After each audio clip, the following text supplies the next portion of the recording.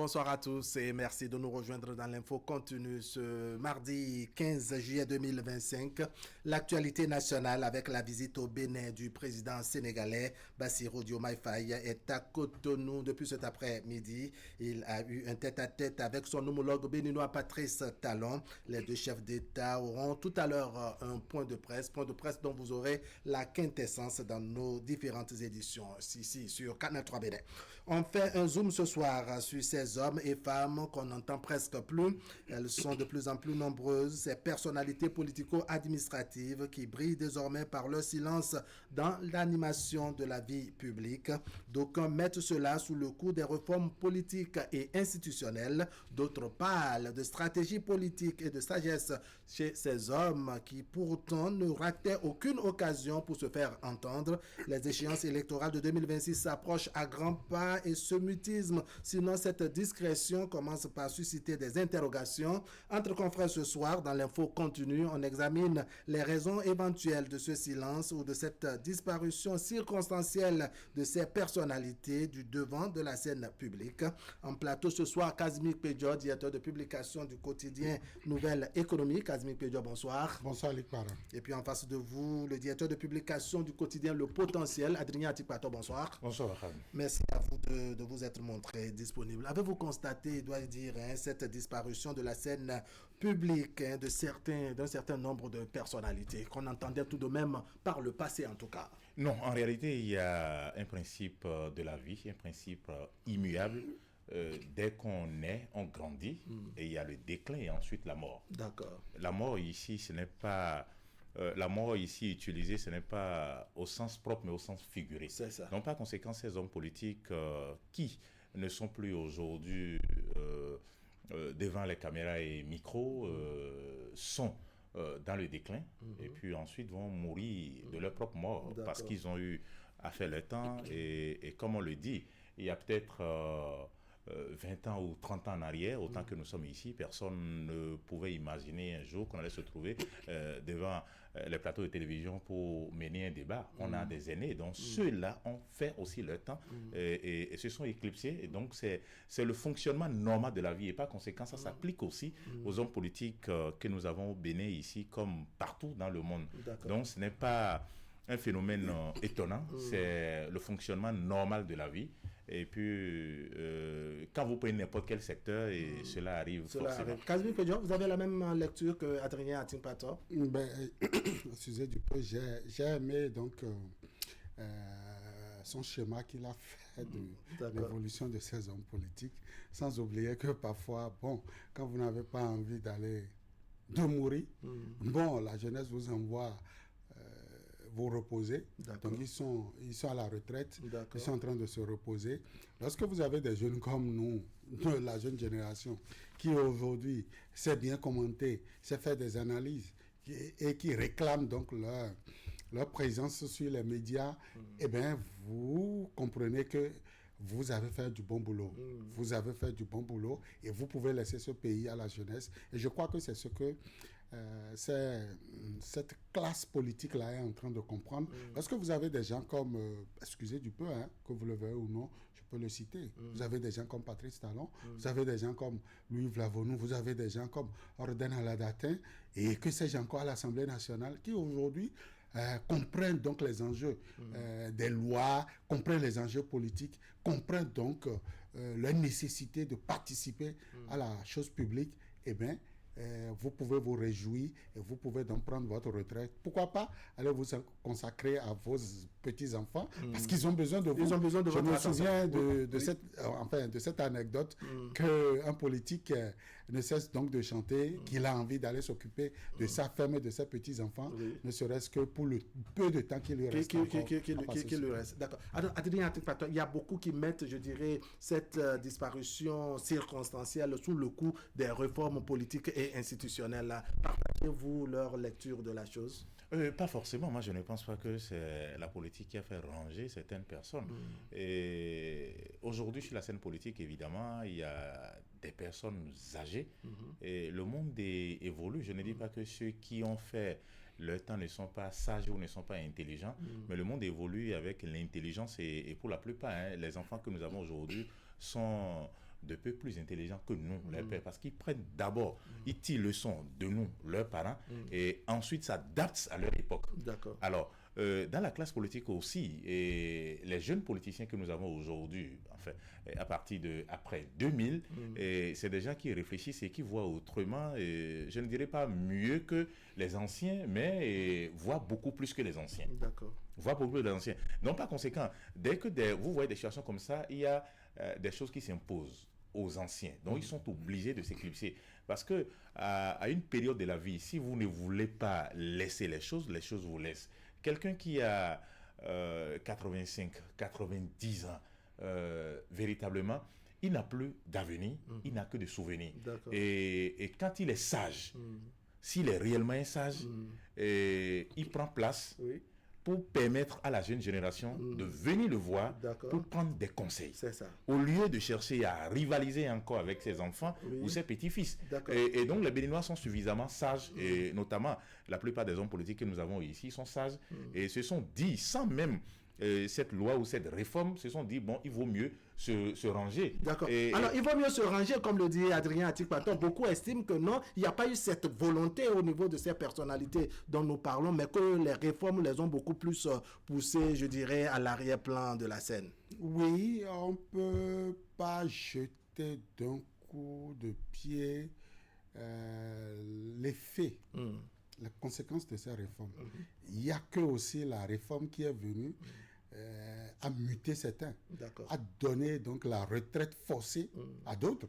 Un peu comme à la police, on a donc décidé d'aller garer certains fonctionnaires donc, de cette corporation-là. Les réformes politiques ont donc contraint certains à prendre donc ce repos-là. Il faut déjà dire, hein, comme il a dit, quand vous avez 85 ans, Ali Para, vous n'avez que des souvenirs.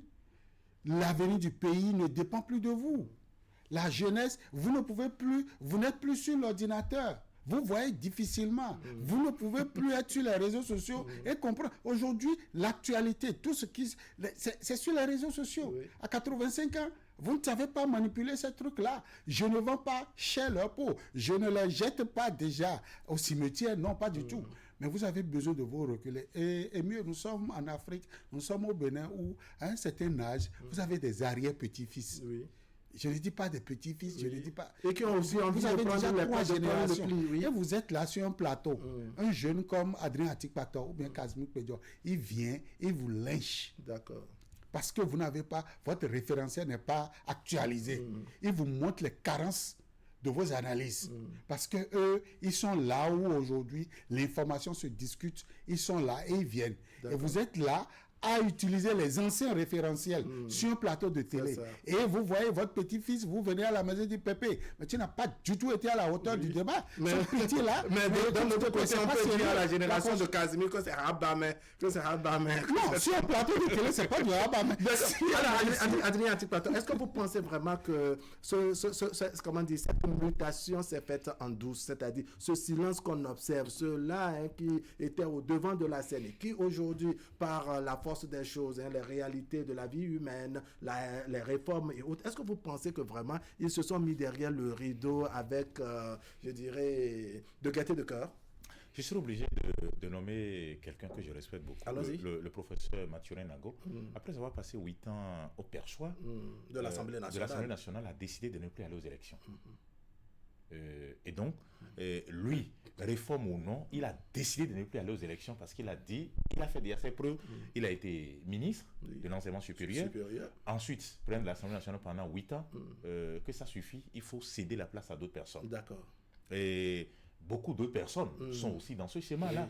Mais il y en a beaucoup également qui vraiment n'ont pas digéré, je dirais, le fait qu'on les a envoyés au garage. Justement, il y a beaucoup d'autres qui se disent, bon, et on n'a que ça, et si on n'est plus sur place, si on ne participe plus au débat, les gens vont nous oublier. Et ce n'est pas bien qu'on nous jette tout de suite comme ça aux oubliettes, il faut s'accrocher au beefsteak.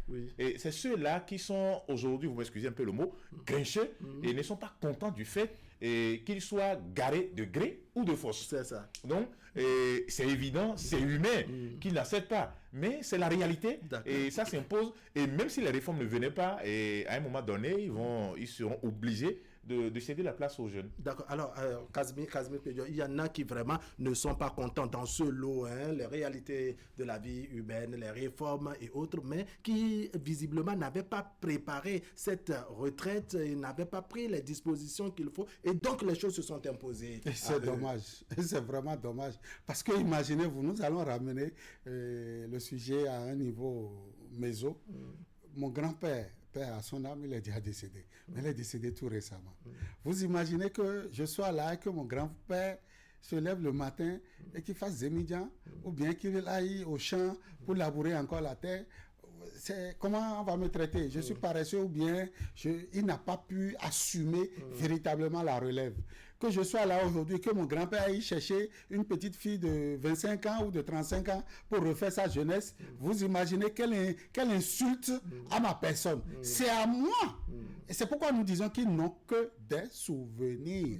Ils vont nous raconter leurs expériences. On ne peut plus parler petit, on ne parle pas comme ça. Venez. On vous a suivi sur le plateau aujourd'hui avec Ali Para. Vous avez fait de leur sujet. En notre temps, ça ne se faisait pas comme ça. Le respect de l'Église. Il essaie de faire un croisement. Et c'est d'ailleurs pourquoi ils sont là aujourd'hui. Et nous allons les voir, sans caméra, micro off, nous allons les voir. Et nous échangeons avec eux à Pépé. Il y a telle situation. Qu'est-ce qu'il faut faire? Et c'est à eux de nous dire, ok, en son temps, ça se faisait comme ça. Et par rapport donc à cette expérience, nous aujourd'hui, nous travaillons pour pouvoir diriger le pays. Donc véritablement, à 85 ans, je ne me vois pas voir mon Pépé s'asseoir sur le plateau et venir faire débat avec moi. Ça veut dire l'avenir a été raté. Il n'a pas du tout préparé la relève. D'accord, Adrien Atik-Paton, il y a que dans le lot, on note également une certaine jeunesse qui est silencieuse en dépit de tout. Une jeunesse qu'on entendait, je dirais, dans un passé pas aussi lointain que ça. Comment on justifie tout cela? Au-delà des grandes personnalités du passé, en tout cas qui ont un âge raisonnable, en tout cas qui ont un certain âge, il y a également une certaine jeunesse. Et à cela s'ajoutent des gens qu'on dit être mécontents, on ne les a pas positionnés, on ne les a jamais nommés en dépit de leur soutien. Bref, le silence est presque partout au niveau des générations. Non, je ne pense pas que la jeunesse est totalement silencieuse. Et il y a des gens qui parlent, il y a des gens qui mènent des actions. Sauf que avec les réformes du système partisan, aujourd'hui, il ne s'agit plus de se lever pour parler n'importe comment. Dès que vous le faites, le parti vous flanque une sanction. Chacun, au niveau de la jeunesse, ces jeunes savent qu'il y a ces dispositions au niveau des formations politiques dont chacun évite d'aller parler n'importe comment. Sinon, en réalité, les jeunes s'expriment. Ce n'est plus comme par le passé, ou comme vous venez de le dire, un passé très récent, où des gens des clubs électoraux, vous voyez, il y a n'importe qui se lève, il crée un parti politique qui dit bon, qu'il est le président de la formation politique, où on avait, je ne sais pas, on avait jusqu'à près de 1000 partis politiques pour 11 millions de Béninois, ou 9 millions à l'époque. Aujourd'hui, nous sommes 13. Donc, des gens continuent de s'exprimer, mais pas forcément devant les caméras et micros. Mais là, finalement, on se demande où est-ce qu'ils s'expriment. Au niveau des formations politiques, il y a des débats qui se mènent.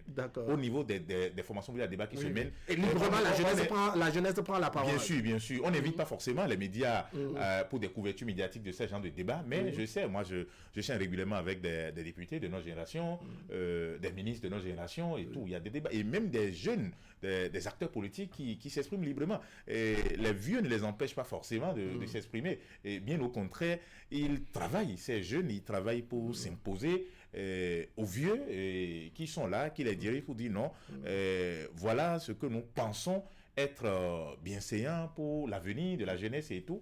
Et puis ces personnes âgées les écoutent, je pense bien. D'accord. Alors, à quel niveau il faut s'inquiéter? Au niveau du silence des vieux ou bien des jeunes? Parce qu'en dépit de tout, en dépit de cette démonstration d'Adrien Atik-Paton, il n'y a qu'au niveau de la jeunesse, ce n'est pas la fougue qu'on connaissait par le passé. Les vieux ont changé de rôle. Ils ne sont pas silencieux. Mais les jeunes sont silencieux, se sont tués parce que la plupart n'étaient pas catholiques hier. D'accord. Oui, ils ont joué leur dernier round avec le régime passé. Et beaucoup se reprochent des choses. L'autre pour ne citer que lui, a parlé donc des cadavres dans le placard. Il y a beaucoup qui ont des cadavres dans leur placard. Et vu les réformes qui sont là aujourd'hui, il a dit.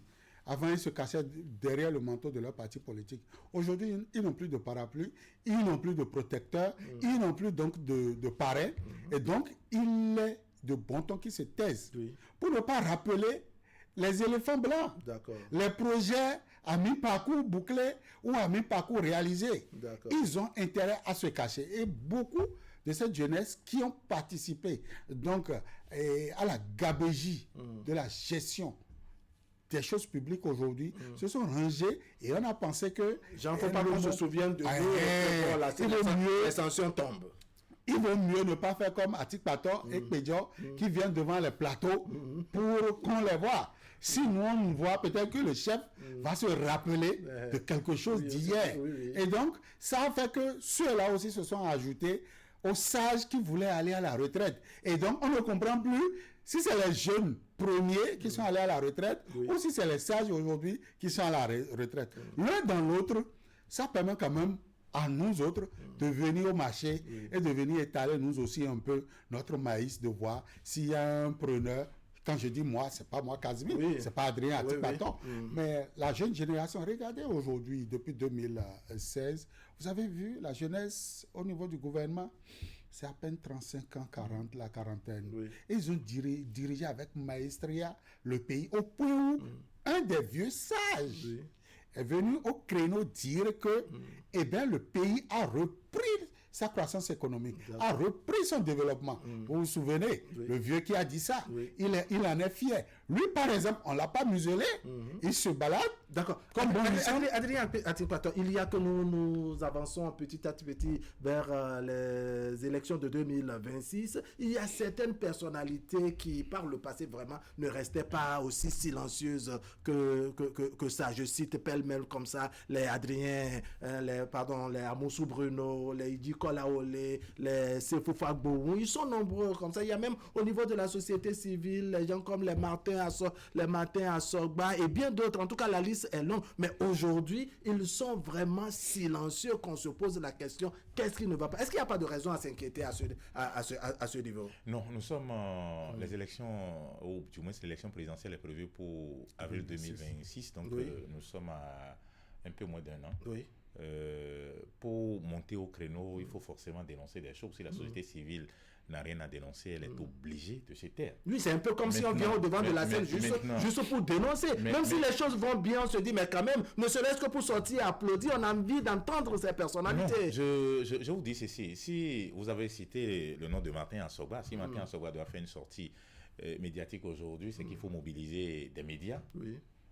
Alors, s'il faut mobiliser des médias, c'est beaucoup de moyens. D'accord. Est-ce que lui-même, il a encore suffisamment de moyens pour entretenir des médias? Parce que quand vous invitez les médias, il faut payer. Ça fait appel au service commercial. Le cerveau passe au service commercial. Est-ce qu'il a les moyens? Je n'en sais rien. En dehors de ça, c'est que ces personnalités de la société civile prennent aussi de l'âge. Ils ont des problèmes, autant qu'ils sont des problèmes de santé. Évidemment, c'est lié à l'âge. Quand vous grandissez, vous vieillissez, il y a des problèmes de santé forcément qui viennent. Alors, les personnes âgées dont vous faites allusion aussi, je ne vois pas aujourd'hui un peu comme le patriarche Bruno Amoussou et 85 ou 86 ans, ou pardon, près de 90 ans, près de 90 ans, se lever comme il le faisait en 2010 ou 2011 et pour mobiliser du monde et parler et tout. Non, s'il le fait aujourd'hui. Amoussou n'a pas que des petits-fils, il a des arrière-petits-fils et qui le voient. Donc aujourd'hui, il est un sage. Les gens doivent aller le voir pour dire, bon, il faut nous conseiller. Même chose aussi, même si ces dernières semaines ou ces derniers mois, le président Adrien Oumbedi est sorti et parlait un peu. Vous avez vu, il sort, il parle et il se cache. Ce n'est pas le rôle d'une personne sage. Et ces personnes sages, et ça, ils savent qu'on a besoin d'eux sur d'autres plans et non de venir crier sur les plateaux de télévision ou mobiliser de la foule pour dire bon, les élections s'approchent, il faut ça. C'est d'autres personnes qui doivent jouer ce rôle-là et je pense que ceux-là le font si bien qu'ils n'ont pas besoin, ces personnes âgées, de venir encore devant de la scène. Alors, pour réclamer quoi que ce soit. on couronne les Amoussou, Bruno, les Djikola Olé, toute la clique, n'est-ce pas, de cette casquette, doit dire de sage, mais on se dit, il y a de ces, prises de bec entre gouvernement et opposition, en tout cas entre partis de la mouvance et de l'opposition sur bien d'autres, plus de nombreuses thématiques. On se dit, mais quand même que ces sages pourraient à un moment donné essayer d'arbitrer, de sortir pour calmer le jeu, parce que le sage aussi, c'est ça, le sage, c'est pas forcément celui qui attend qu'on vienne lui toquer d'abord avant de réagir, non? Alik Para, si j'étais dans leur tombe, il n'y aurait pas cette crise-là. Il n'y aurait pas prise de... Mais ils ne sont pas encore dans leur temps. C'est justement ça le problème. C'est-à-dire que la liste est bien là. Si je vous donne jusqu'à 90 ans, vous allez remercier le ciel. Oui, maintenant la question qu'on se pose... Vous n'allez pas embêter la jeune génération. Non, il ne s'agit pas de les embêter. On estime qu'une fois que vous êtes vivant, on doit profiter de vous au maximum. Donc quand ils sont vivants, oui, on va d'abord écouter Kazmi. Trump a lancé l'offensive sur Iran, ils ont bombardé avec tout ce que nous savons. Avez-vous jamais vu un Obama ou bien je ne sais pas, George ou quelqu'un, Biden se lever pour dire nous sommes sous les tropiques ici, nous sommes au Bénin, nous sommes au Bénin. La démocratie que nous employons ici, c'est également venu de chez eux. Et on est en train de voir leur modèle. Il faut que nous-mêmes, on commence à s'asseoir. Vous pensez que c'est ce modèle qui est en train d'être comme non, je ne dis pas forcément ça. Mais déjà, dans notre modèle à 85 ans, mon grand-père est assis au coin de la maison et nous venons, comme il a dit, des arrière-petits-fils. Et nous venons je vous sens vouloir réagir. Très bien. En réalité, je vous explique un peu. Et les personnes sages aussi, pour faire des interventions, des règlements, des crises, dès qu'il y a problème, ce n'est pas forcément devant caméra et micro. Est-ce que vous ne pouvez pas imaginer, parce que autant qu'ils sont, c'est des gens qui s'appellent, qui se côtoient. Et si Humbedi appelle quelqu'un, vous avez vu, c'est parce que entre Humbedi et Amoussou, les visites sont suivies par des caméras, sinon en réalité, des gens se parlent.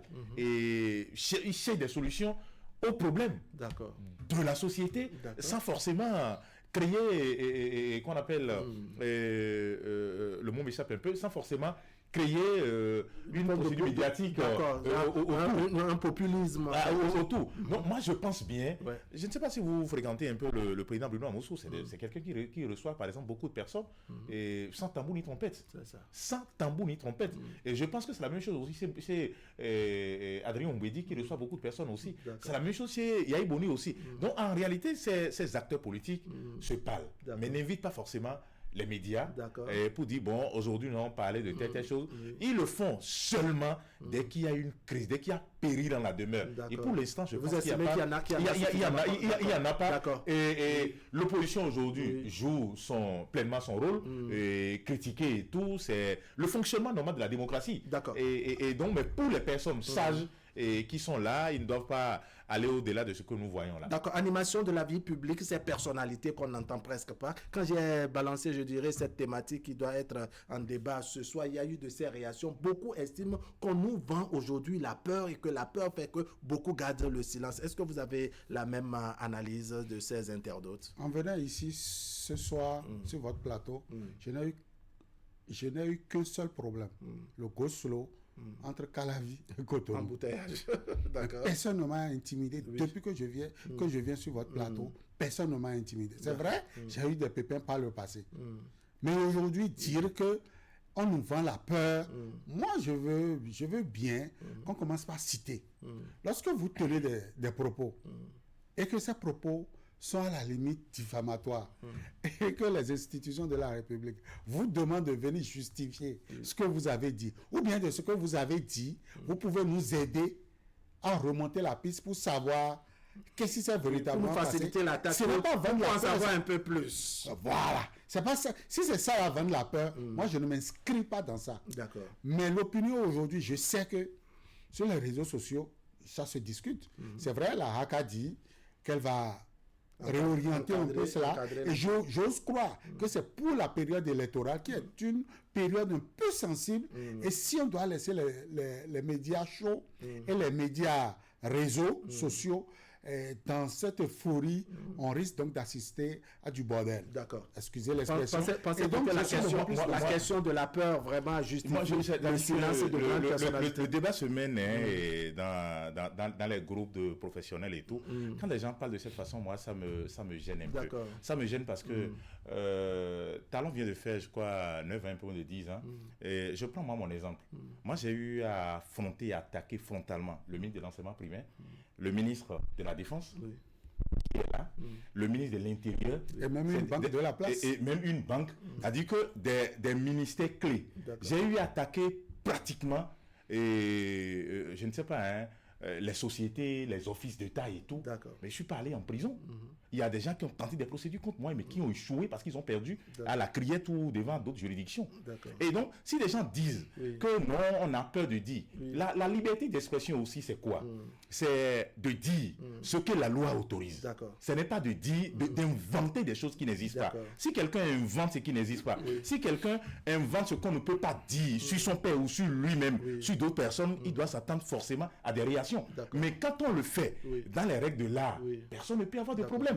Personne, je dis absolument. Moi, je n'ai pas cette peur-là. La seule chose, c'est que si on arrive à s'assurer qu'en sortant, nous avons écrit contre quelqu'un et que la personne ne va pas nous lancer de lance-pierre, on est sûr. Ou les autres choses que nous connaissons beaucoup plus au Bénin, ici ou en Afrique, c'est les questions d'envoûtement et tout. Le tchakatou. Le tchakatou. Si on sait qu'on est à l'abri de tout ça, et il n'y a pas de problème. Mais histoire de peur et tout, quelqu'un qui attaque, ministre de l'Intérieur, qui a en main les policiers, quelqu'un qui attaque le ministre de la Défense, qui a en main les militaires. Et mais on se dit que les suivants ne vont pas faire comme vous, parce que il n'y a pas que, comment dire, les éléments de preuve qu'on brandit, n'est-ce pas, pour s'en sortir. Dès que vous affirmez quelque chose, que vous détenez des éléments de preuve, et on ne peut pas vous envoyer en prison. Oui, on ne va pas vous envoyer en prison, mais il y a une certaine inquiétude. On se dit, dès lors que vous êtes interpellé, qu'il y a déjà un problème, puisque... Mais attends, vous savez, ça dit que c'était un débat, c'est discutable. Moi, je vous dis, le jour où j'ai écrit comme le ministre de l'enseignement primaire, qui a déposé une plainte à l'OCRC, à l'époque, elle est devenue Céline aujourd'hui, les gens sont venus déposer une convocation. Mais vous ne voyez pas que ce dépôt de convocation, par exemple,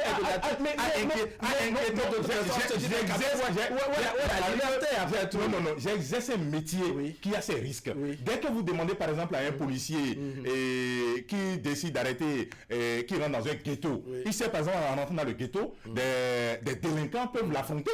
Il sait ça. Donc c'est pour ça qu'il peut désigner. Alors, on ne peut pas avoir peur de ça. D'accord, pour ces personnalités 2026, vous pensez que bon, ils font tout dans le couvent, ou bien on peut s'attendre à ce que vraiment ces personnalités puissent vraiment revenir au devant de la scène d'une autre manière, pas forcément pour être candidat et autres, mais on se dit que dans l'animation de la vie publique, ce sont des personnalités qu'on peut toujours entendre à tout moment. Il y aura d'autres qu'on est allé repêcher. In extremis, qui vont rentrer aussi dans ce repos-là éternel, qui iront donc s'asseoir paisiblement et devenir désormais conseillers. Ils ne reviendront même pas. Je dis, il y a des jeunes aujourd'hui qui sont actifs, des vieux jeunes, si vous permettez l'expression, qui vont rentrer dans quelques mois dans ce cycle infernal de repos. Vous suivez mon regard. Il y a certains qui sont en train de jouer leur dernier round. Et bientôt, on va les mettre au garage. Bon, enfin, pas au garage. On va les mettre à la retraite. Pour dire vrai, la jeunesse, nous sommes 14 millions ou 13 millions de Béninois aujourd'hui.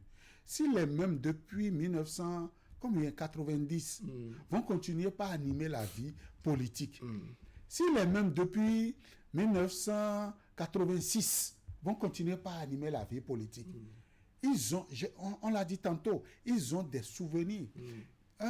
Un vieux de 85 ans ne peut pas définir... Ali, un vieux de 85 ans ne peut pas définir l'avenir d'un pays. C'est pas possible.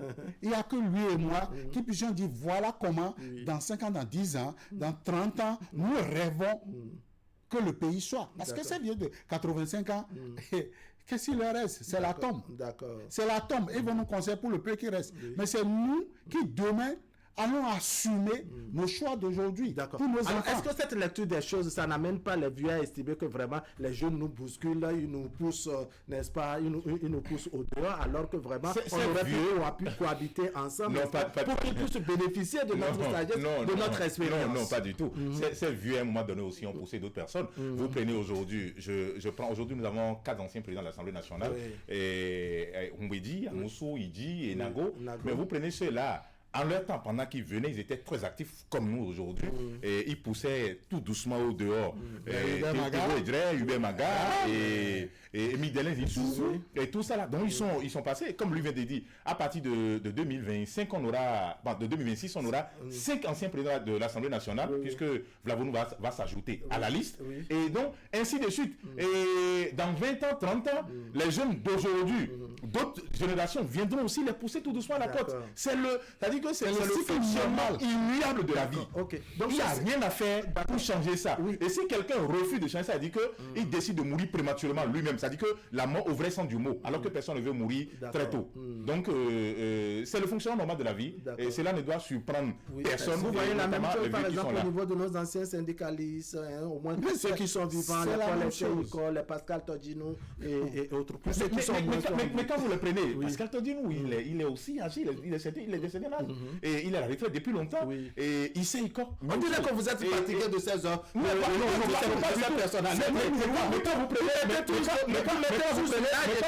on dirait qu'ils sont suffisamment vieux. Mais quand vous prenez comme Chadaré, il est à la retraite, non, mais encore très actif. Je l'ai vu très actif. Et récemment, il a adhéré à l'Union progressiste de Renouveau.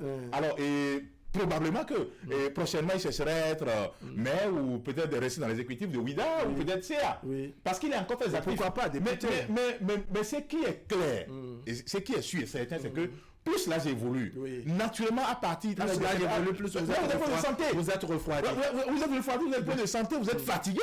Et vous pensez à l'après-vous. Vous pensez à vos enfants qui sont peut-être dans les universités, vous pensez peut-être à des enfants qui ne sont rien peut-être dans la société.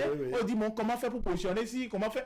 Vous réfléchissez autrement. Vous réfléchissez à comment passer la main. Comment passer la main. Casimir Pédion, votre mot de conclusion. Oui, je vais inviter ces vieux sages d'être sages. Et je vais inviter également ces jeunes qui aspirent donc à cette fonction de retraite, de bien préparer leur retraite pour ne pas regretter, parce que la jeune génération est en train de venir.